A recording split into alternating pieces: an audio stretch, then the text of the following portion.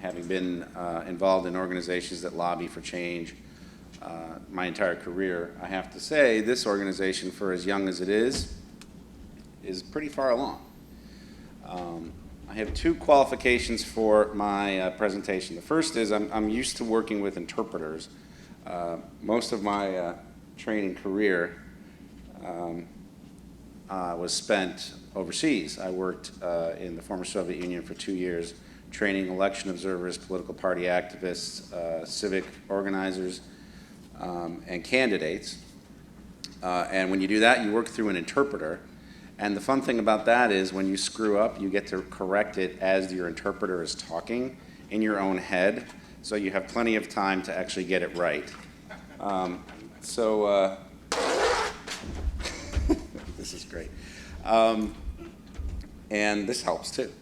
But a little bit of background on myself. I've been involved in grassroots organizing and campaigns since I was in high school. My first campaign was in 1983 when I was a junior in high school, which is getting further and further in the rearview mirror, to pass a school levy in my school district. And the story I like to tell about that is I was the editor of the high school newspaper at the time. And when the levy was put on the ballot, we were told in all of the extracurricular activities in high school, at Berea High School outside of Cleveland, Ohio, that we had to cut back on all of our budgets. And so we went from a printed newspaper that was sent out to an actual printer typeset with pictures and headlines and all the rest of it, which we sold for 50 cents to students, down to a Xerox copy printed on a dot matrix printer. I don't know if anybody remembers a dot matrix printer. Does anybody here remember that? Technology, I mean, we call it technology. And that fall, they asked for volunteers to help pass the school levy. Well, of course, I was one of the first. And I knocked on a few doors. And it was raining, it was cold, it was the fall. The last thing you want to be in politics is a wet teenager asking somebody to raise their taxes at their doorstep. I did that for about a weekend, and I got sick and tired of it. But the levy did pass, and the levy passed by a very short, small margin. And as soon as it passed, I marched into the principal's office, filled with confidence, and I said, I want my budget back for my newspaper. And it worked. And ever since, I have believed in the democratic process as a way to make change and a way to further your own self-interest and the interests of your community. Since then, I've worked in elected politics almost my entire life. My first campaign was as an intern for Dennis Kucinich. Some of you remember Dennis Kucinich. We're going from a Republican lawmaker to a rabid liberal here, so just as a warning. That was in college. I worked for both Clinton Gore campaigns as paid staff in Ohio, 1992 and 1996. In 1996, I was in charge of all the field operations in the state of Ohio. We had a $1 million budget. We spent $500,000 of that on Get Out the Vote, and I was in charge of all of that. After that, I went abroad to work for the Labour Party, the British Labour Party in the UK, to elect Tony Blair 3 times. Each time I did something different, but for the most part, I was a visits coordinator for the East Midlands Labour Party. The East Midlands Labour Party is like the East Midlands is like Ohio in comparison to national politics here, in that it's very swing, it's very critical, and if you don't win the East Midlands, then you don't become Prime Minister of the UK. So I was in the East Midlands in 1997, 2001, and 2005. And after that, after the 97 campaign in Britain, I began my work abroad, training election observers in the former Soviet republics. I worked in Armenia for a year, and then for another year, I split between the former Soviet Republic of Georgia, Ukraine, and Russia. And then I came back home, and in 2001 is when I got into trouble. I did something stupid on the internet. And I became pervert of the day for an entire 24-hour news cycle. They aired my arrest. My arrest was coordinated with the local television station, WEWS Channel 5. So I was the pervert of the day for the 5 a.m. news cycle, the 6 a.m. news cycle, the 7 a.m. news cycle, the noon news cycle, the 5 p.m. news cycle, the 6 p.m. news cycle, and the 11 p.m. news cycle the following day. Now, what happened to me is very different than from what the folks here are talking about, because I have to admit, I am not on the registry. I do not have to register my whereabouts. I don't have to report to a sheriff or anyone based on my plea agreement. The reason being, there's actually two reasons. The first is that the legislators who write these ridiculous laws are so stupid that when they wrote this particular legislation under which I was charged, they never actually classified it as a sexually oriented offense until after my arrest. They figured out that they hadn't classified it as a sexually oriented offense after I had been arrested. Therefore, my lawyer was able to argue that the statute I was charged under was not a sexually oriented offense and I didn't have to register. Combining that with the facts of the case, which were very minor, I received the most lenient sentence possible. I did not do any time. I only had to do 200 hours of community service, pay a small fine, 1 year of probation, which was reduced to 4 months, and I finished serving all of that in December of 2002. The reason I'm here is because that has zero positive effect on my life, the fact that I am not on the registry. A lot of folks here are talking about getting rid of the registry as some kind of panacea, that it will work, all of us will be happy again. It's simply not true. Not being on the registry, the only effect that has had in my life is that I do not have a legal sword hanging over my head. I still have all the other swords hanging over my head. And over the last 8 years, I have spent a lot of time plowing through that wall. And I'm not going to bore you with all of that. I've been blogging in Ohio on politics for the last 7 years. I detailed a lot of my experience online in those blogs. And we'll talk a little bit more about that tomorrow. But one of the things that I finally decided to do was to run for office. We all do desperate things when we can't find a way forward in our lives after making a big mistake. And after year of paying for it, I finally decided I'm not paying for it anymore. I'm going to do something drastic, and that drastic was running for office. What we're going to talk about today is grassroots organizing and how to use that to advocate for your cause. The reason being is that's how I advocated for my cause, was grassroots. A lot of the stuff we've talked about in this conference have been what we call in the business grass tops. Going to the legislators, going to the opinion makers, going to the media, going to leaders of organizations and asking them to join us. That's the grass top. Representative Day, who was here just before this, gave a lot of good advice on how to deal with a legislator when you're lobbying them.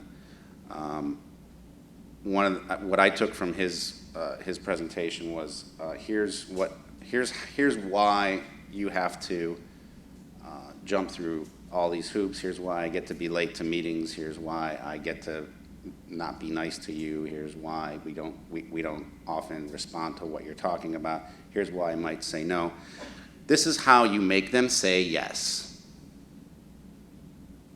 They will have no choice if you come after that issue from the bottom up rather than the top down. The most instructive thing that Representative Day said in his presentation was that I have to go back to my voters and explain to them why I'm doing this. And I have to worry about my voters complaining about this and organizing against me. if I do something wrong or if I support something that they don't support.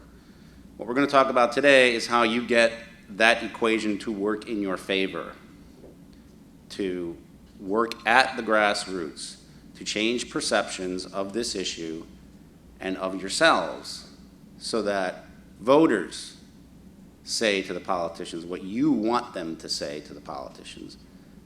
So that's what we're going to talk about today. And I'll begin by giving you a quick war story from my campaign last fall. I'm not going to bore you with the details of the politics and all the rest of it, but we ran a pretty good campaign. I spent $15,000 on my campaign. I came in a strong 4th out of 9 in a Democratic primary in inner city Cleveland. I came 12 votes out of 3rd, which would have made me the top white vote getter in a black district. The elected member of the county council now is Yvonne Conwell. She's an African American. The second place finisher was Michael Nelson. He's an African American. It was an African American seat, and every person who filed for this seat was taking the bet that more of the other race was going to file, split that vote, and that somebody from your race would get in. That was the gamble. The cliche is that you know who's going to win on filing day. Well, we kind of knew who was going to win on filing day. We were just kind of crossing our fingers and hoping that it wouldn't turn out that way. People ask me a lot, well, how did you handle knocking on doors, talking to voters with your background, what you did? I knew that was going to be a problem from the beginning, obviously. The Plain Dealer, the local paper, managed to make a little jihad out of my race and repeatedly referred to the conviction in every single story that they wrote about the campaign, including printing the chat transcripts from the prosecutor's office of the day that I was arrested. So that was all out there, and I was on the ballot. Now, when the Plain Dealer wrote the story in which they posted the chat transcripts online in a PDF, I had been knocking on doors for about a month. And I continued knocking on doors throughout the whole summer. The story appeared in May. The election was in September. I had been getting yard sign locations in this district, which I'll show you pictures of that tomorrow. You'll get to see all the fun pictures from the campaign tomorrow.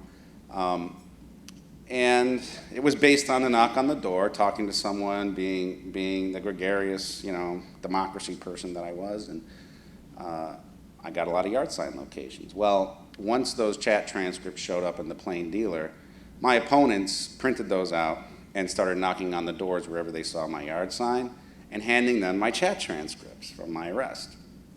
And the signs started to disappear, of course. And so I immediately knew what was going on. However, I had enough people in my campaign, people like yourselves, who join a campaign for reasons other than the obvious, but also people who supported my campaign because they wanted to see me get elected. And one of those persons was Rosemary Palmer. Rosemary Palmer is a good Democrat in Cleveland, Ohio, who has run for office on several occasions. She also did not win, but she lived in the district, and she lived in the most important part of the district. And the reason I'm telling you this story is because it's an excellent example of how you deal at the grassroots with the issue that you're going to deal with if you decide to do grassroots organizing in support of your cause. Rosemary got upset. Rosemary was one of the people who had a sign in her yard, vote for Tim Russo. She was also one of the very first people to have these visits from these anonymous crazies who were distributing my chat transcripts. And she would call me up and say, who is doing this? Why are these people doing this? And I'd be like, Rosemary, I don't know. Do you know who's, and she says, I don't know. They leave it in the mailbox. It's a federal violation, by the way, to leave something in the mailbox. She was very insistent upon that. I said, well, I can't do anything about it. She says, you know what? You give me another sign, and I'm going to put 2 signs in my front yard. So I put 2 signs in her front yard. Then one of the candidates on the ballot actually showed up with my chat transcripts and said, don't you know what he did? She says, yeah, I know what he did, and I resent you telling me who I can vote for and who I can't vote for. Now get out of my yard. That was the first thing Rosemary did. So we all had a laugh about that. Then one day, Rosemary was really mad because all the signs in the neighborhood had gone. We had a lot of signs up in Rosemary's neighborhood. And Rosemary called me up. He says, where's your voter list for South Hills? South Hills is the neighborhood she lived in. I said, I got them right here. She's like, have you kept track of who had yard signs? I said, yeah, of course, I got them all here. Give me those lists. I'm going to go to every one of those doors, and I'm going to talk to them and find out who's handing out this garbage. I said, okay, if you want to do that, you go right ahead. So I gave Rosemary the list, and she went from door to door to every single person who had taken down their sign, their Tim Russo for office yard sign, and talked to them individually, knocked on their door, said, hey, I'm Rosemary Palmer, I live down the street. They all knew who she was because she's a community leader. She's run for office from there many times. And she talked to them. And I actually was out in the field knocking on doors, and I'm driving around, and one day I'm driving down the street, and I look on one of my really good yard sign locations, the ones where it's a big intersection, there's a lot of traffic, and you really want to have that sign there, and you targeted that house, and you spent a little more time than you usually do talking to this voter, and damn it, I'm putting a sign in that yard. And that was one of the signs that had gone. And I would always drive by that house just to see if the sign ever came back up. And one day, I'm driving by, and there's Rosemary on the porch going like this to the guy. And, and he's standing there nodding his head, and I just beeped the horn. I was like, yeah, Rosemary. So I picked up the phone, and I called my campaign manager, and I said, you're not going to believe what I just saw. I just saw Rosemary reading a riot act to some guy about a yard sign. And the next day, Rosemary sends me this very long email about all her visits to all the people who had their yard signs taken down. And she detailed it. It was like a forensic criminal investigation. And she says some of them took them down because they were stolen, so they don't know where the sign went. But most of them took their signs down because they were sick and tired of the lunatics coming by anonymously and leaving your garbage in their mailbox, and they just don't want the lunatics coming by anymore. And by the way, they're going to vote for you, and they're telling all their friends they're going to vote for you.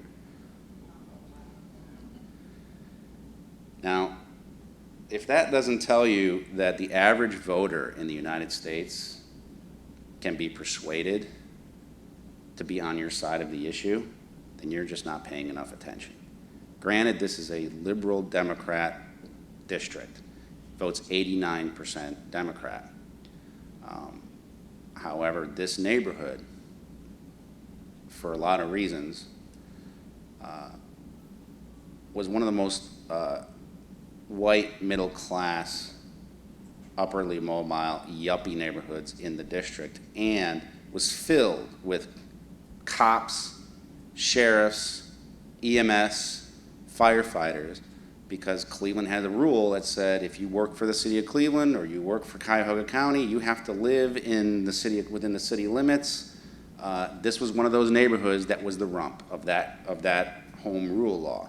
So all the typical people who you think would be obviously against your issue if you have this felony conviction lived in this district, and they were reacting this way to that attack. The bottom line is it backfires. It backfires. If they attack you on this, it backfires. And the reason it backfired was not because of some magical elixir of how I spoke about it or what my literature looked like or that the sign that I had was particularly nice looking on their lawn.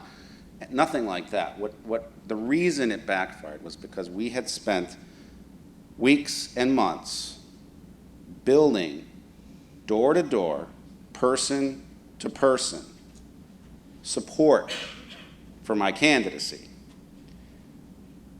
My candidacy, or any candidacy, is different from support for an issue. I'll give you that. But there's nothing that boils it down more, boils down the issue of ex-offenders, sexually related offenses, than to have to vote for somebody who has one. And it backfired. So what we're going to do today, this is another trick I learned from training so many people, is I'm going to make you guys do some of the work. I want everyone here to think about their organization, their state organization, their local organization, wherever you're from, and forget about the grass tops. Forget about the legislators, forget about the lobbyists, forget about the lawyers, the judges, the prosecutors, all the big shots. We're not even going to worry about them. I want everyone in this room to spend the next 20 minutes with a piece of paper. We're going to break up into groups. And write down on one of these sheets of paper how you would go about changing the perceptions of your neighbors, people you live with, people in a different neighborhood that you've never been to, face to face, to change their minds. And then we'll come back and I'll walk through a couple of the best practices that I've learned through my own personal experience in my candidacy, but also as a whole, working to elect people to office my entire career. All right, ladies and gentlemen, our first group is about to speak. All right, what's your name again? Carl Post. Carl, tell us what you got.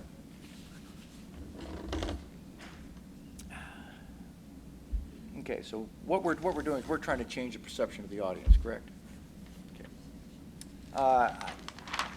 I'd like to make you all aware of an issue dealing with sex offenders. All sex offenders are not the same. All sex crimes are not the same. There are people that make mistakes. There are people that have an error in judgment. And then again, there are people that commit heinous crimes. Now, our function in today's society is to protect our families, our family unit, our family base. And I would like to tell you that because you hear the label sex offender, you can sleep at night. You do not need to be afraid. There are people that are controlling the situation, and the people that are dangerous or a danger to our families are being controlled and are being monitored. Carl. Sir. Is that what it says on your piece of paper there? It's somewhat, yes. I'm presenting facts. Okay, we don't have a whole lot of time, so Okay. I'm going to move everybody along. Okay, all right. We would like to just make you aware of what is dangerous and what is not dangerous so you can feel better and sleep better at night. And essentially, a lot of what you hear in the media is incorrect and incomplete. And we would like to eventually educate you into knowing what the truth is. Okay. Okay. That was one contact with one person. And where were you making that contact? I'm sorry? Where exactly was that contact occurring? At the doorstep, on the phone? Where were you? This was at a doorstep or possibly a committee meeting, family meeting. Okay. So we have one contact there.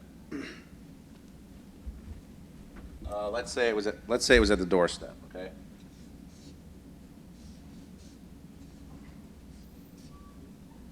All right, who's up next? Ours is at the doorstep. Doorstep? Yep. Anytown, USA. Okay, let's hear it. It's very short. There's a microphone there for You you. didn't give me enough time. You know how this works. You ran for office. I know. You don't have a lot of Is time. this working? Okay. All right. Hi, my name is Aubrey. I wonder if you could give me a few minutes of your time. I would like to discuss an issue that has an effect on every person who resides in this county. Let me tell you about this issue. First, did you know that 2,000 constituents have been stripped of their human rights? These are neighbors, co-workers, friends. This could be someone you know. These citizens have lost their jobs, lost their homes, their families, and their dignity. I am talking about registered sex offenders. Surprised?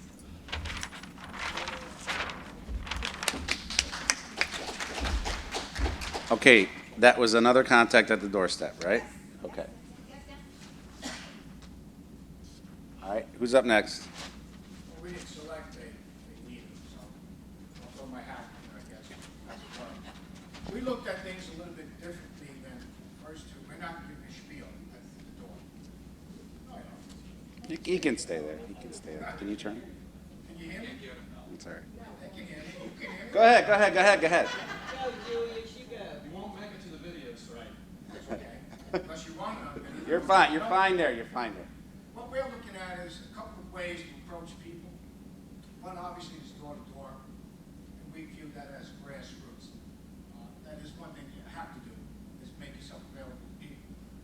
Another thing we thought was bringing brochures in to them, so they can have something to see, that would give them the facts about what it costs to have people on the registry, what it costs to have them in prison. And this is something you hand to them at the door, or? Yes. Okay.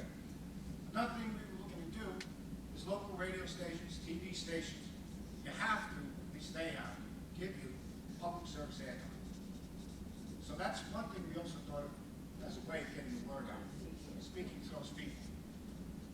Another thing we thought of was local organizations, missions, churches, going to them and spreading out the word there as well.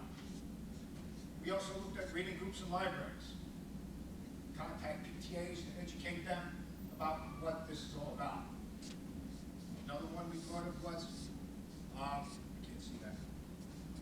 Yeah, pointing out consistent sexual behavior into, let's say, universities, when you have your screening days or parent days, whatever they call them, try and educate them at that level. And I think finally, starting out with small groups to get practice at it, to learn how to do it, and that may help you when you get to large groups. I'm just being honest, I'm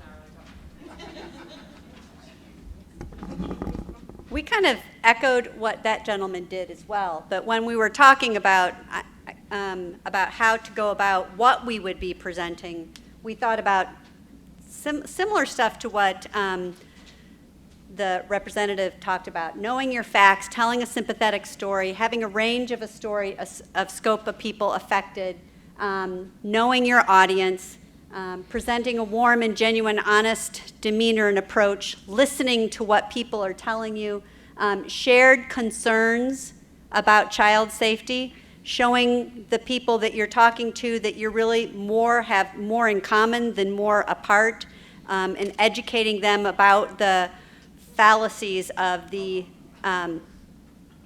sex offender list and so forth. Likewise, we talked about those very things about media and about going to people that you already know and feel comfortable with. I mean, I feel like I'm just getting started, and the people that I'm going to go to are the people that sort of know our story, so that I can practice and get into a good rhythm, if you will, and then branch out from there to, as a pediatric registered nurse, to talk to people that I know that are other nurses or pediatricians, to be able to share with them once I feel a little bit more confident and feel like I can come out from behind, because those are people that have big opinions and can really affect the course of this, in my opinion, because they're all about child safety. And if a representative hears from a pediatrician or a pediatric nurse, then I feel like their ears are going to be a lot more open than if I didn't identify what I do for a living. So. Excellent. Thank you. Who's up next?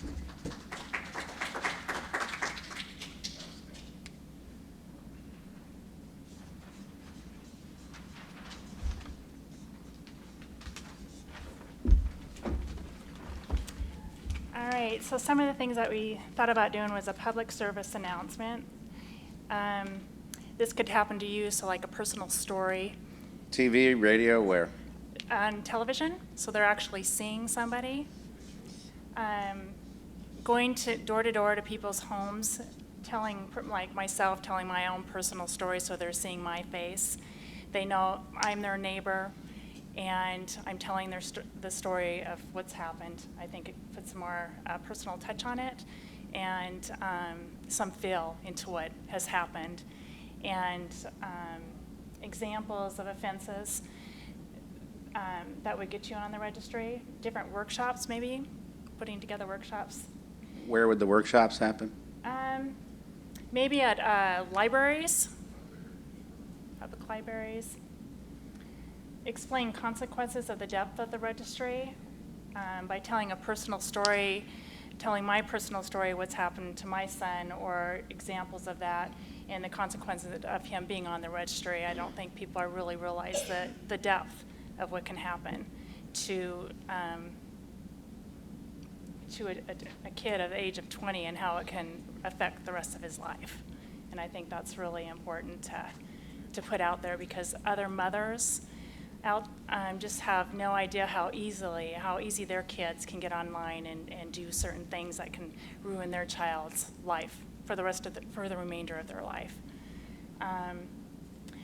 Kids, I think education is very important. A lot of people pay attention to YouTube. If you had put together some sort of a story, a personal story on YouTube, it's short, to the point. This is what happened. This is the consequences of what happened.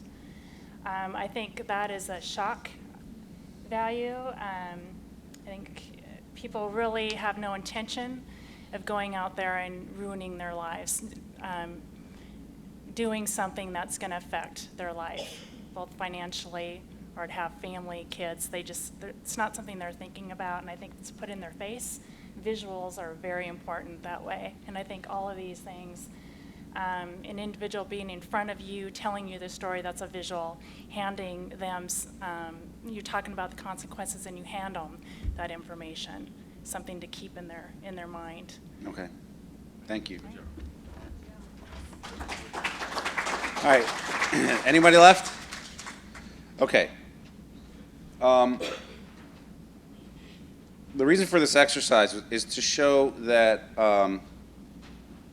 we can always have better arguments with our opponents, or better arguments than our opponents. And our opponents think they're going to have better arguments than us. The real advantage of this particular organization, RSOL, the state chapters, SOSN, whatever you want to call it, the real advantage is that the opposition to it isn't organized. And I know everyone thinks it's organized, and it's counterintuitive. But what you're fighting against is not an organization. You're fighting against a perception. You're fighting against an argument. Fighting an argument with another argument is necessary but not sufficient. Doesn't matter how good your argument is. What matters is that you get organized to deliver that argument over and over and over again through different channels of communication every single time, so that you have a cumulative effect of multiple contacts with your target. Okay? Think about what Representative Day said. He said that if I get 15 emails from 15 different people who are actual human beings on one issue, that blows it through the roof. That gets his attention. And why is that? Because it's a multiplicity of contacts. You get it from more than one direction, in more than one channel of communication, and it's authentic communication from an actual person who lives in his district. If you work backward from there, that's how you have to organize. That's what this exercise was about, which is why I wrote down all these cute little pictures, okay? What we have here are different levels of contact with the same people, okay?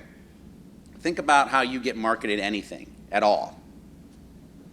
Coca-Cola, McDonald's, value pack coupon packs, okay? They're coming at you from all kinds of directions, because what they want you to do is do one thing, one time, and they know that to get you to do it, they have to beat you over the head with it, with the same message over and over again until you do it. And then when you do it, you get even more of it, okay? That's grassroots organizing in a nutshell.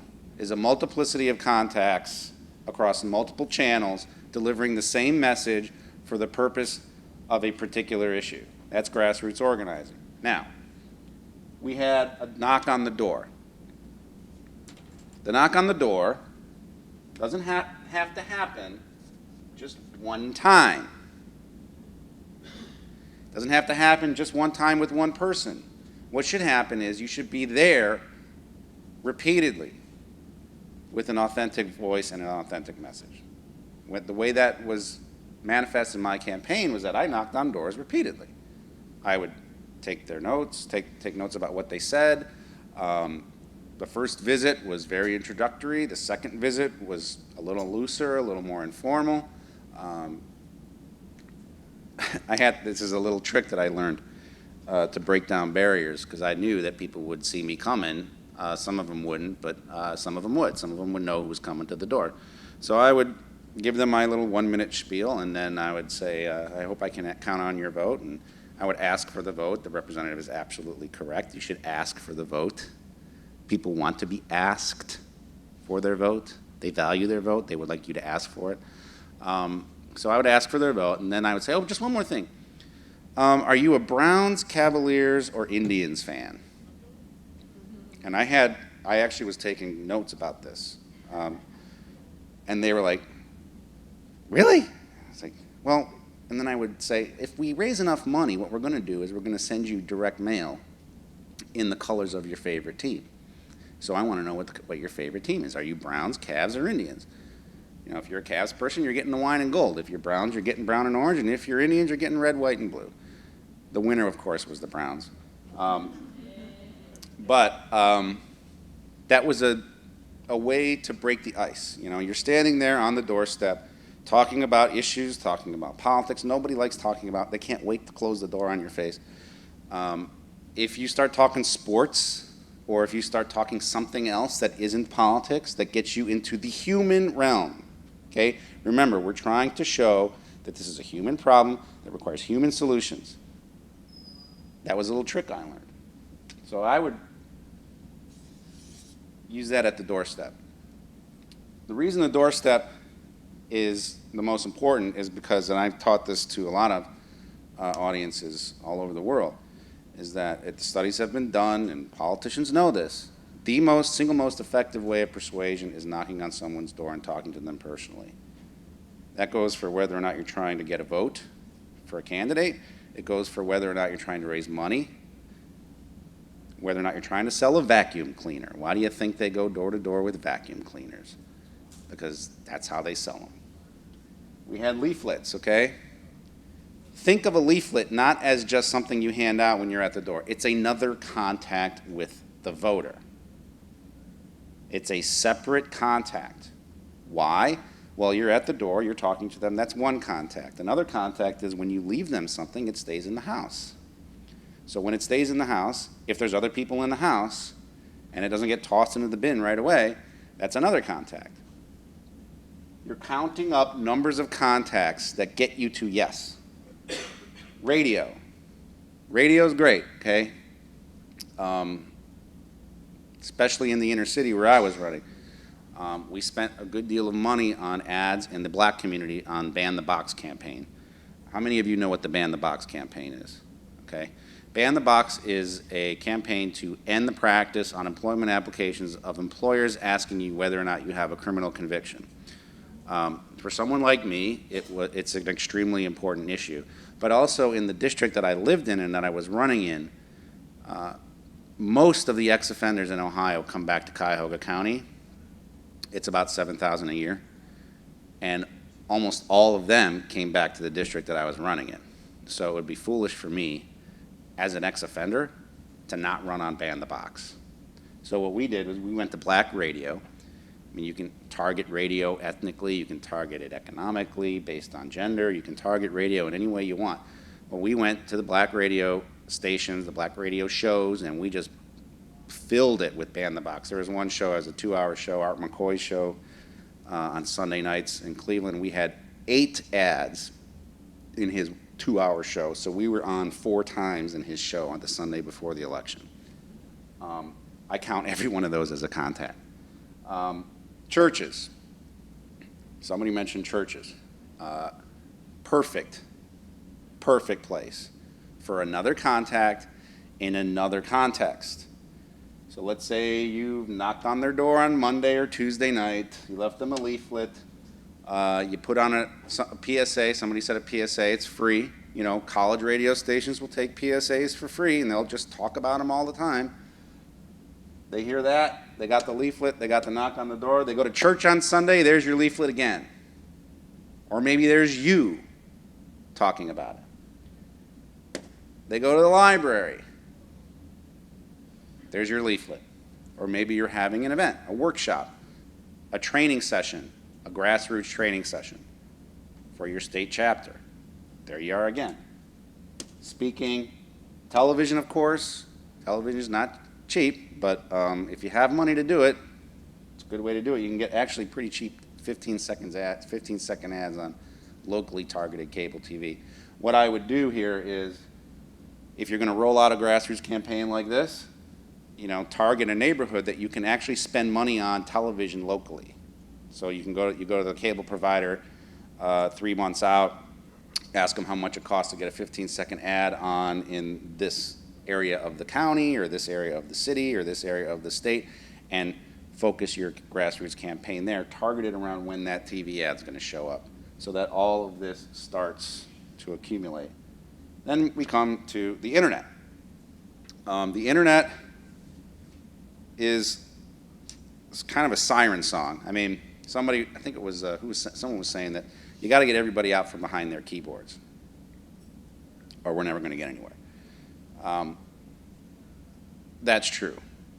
But where do you think everybody's spending their time these days? I mean, how many times do you see a kid check his Facebook page on his cell phone? You have to be present on the internet.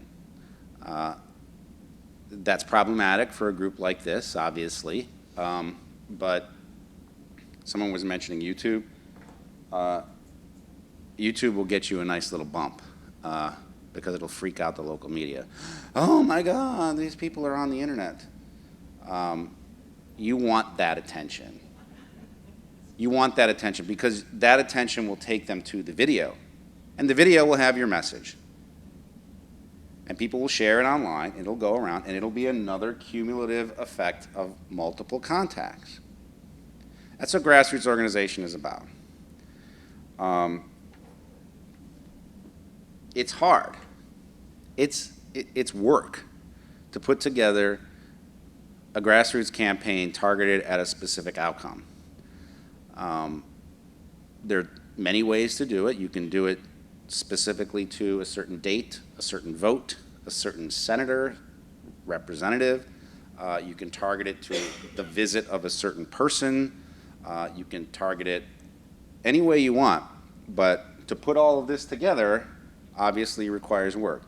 Now, the first group, Carl, I didn't mean to poo-poo on what you were doing there. Because that is the first step. The first step is getting your message together. That's a whole nother weekend-long seminar. Getting the message together, practicing it, understanding what the answers and the questions are going to be coming back at you, deciding how deeply you want to delve into that kind of stuff. That's a message conversation. But once you have your message, you have to create the situation in which a representative in government is forced to do what you want. You're not going there and asking with your hat in your hand. You're not waiting for him to be late for the meeting. He's going to be there because all of a sudden, out of nowhere, his voters are going to change their mind because of this, because of what you're doing at the grassroots. And that happened for me personally in my campaign. I didn't win, came in fourth. But in the areas that we talked about, where Rosemary was walking around and knocking on doors and making sure why my signs came down, those were 3 precincts that we targeted. I'm going to talk a little bit more about those precincts tomorrow. That if we didn't win those precincts, there was absolutely no way I was going to win the seat. Those 3 precincts, I came in first place by a great deal because of this. Not because I had the perfect message or because I had the perfect retort to somebody's nonsense. It was because I busted my ass, and we busted our asses for months to show that this is the kind of guy you want to have in office. You want somebody who's going to be there, work that hard, and have that kind of confidence despite huge, huge shortcomings to represent you. That's what you can do. And you can change those perceptions. I am here to say that the good news is that you can change those minds. I have changed them myself. You don't have to let Representative Day be afraid of his voters. You can be the ones that he wants to stand with. All you got to do is convince enough of his voters to make the change. Thank you very much, and we'll go to questions. How long did you use this procedure before you realized any effect from it? It wasn't very long at all. I mean, I was getting yard sign locations immediately, largely because of the message I was delivering in my campaign, who I was. I got a lot of traction really quick, but then of course it went backwards because of the attacks. But the attacks backfired in the way that I described. It doesn't take long. If you're campaigning on an issue, it's going to take a little longer because people make snap decisions on who they're going to vote for sometimes based on the fact that they just came to their house. I mean, just showing up at the doorstep is enough for most voters because they know that the other guys aren't going to show up. It's very rare that a candidate knocks on the door himself or herself. For an issue, it's going to be a little longer. I mean, this takes time for something like, let's eliminate the registry. It's going to take some time. But like I said, your opposition is not organized. It's a visceral gut reaction, very similar to the civil rights movement in the 50s, very similar to the gay rights movement today. There's no organized, let's stop the gays. It's just part of the culture that is a knee-jerk reaction. And if you organize against that and move forward with a message that works, you really can't be stopped. Yes? It is organized to a point in that John Walsh and Megan's Law and those people have gathered together, but I would say that in large part when I speak to people, they really are completely clueless as to the scope of what... Remember that quote from Stephen Hawking that Amy put up. You know, ignorance is less dangerous than the illusion of knowledge. So even if they think they know what they're talking about,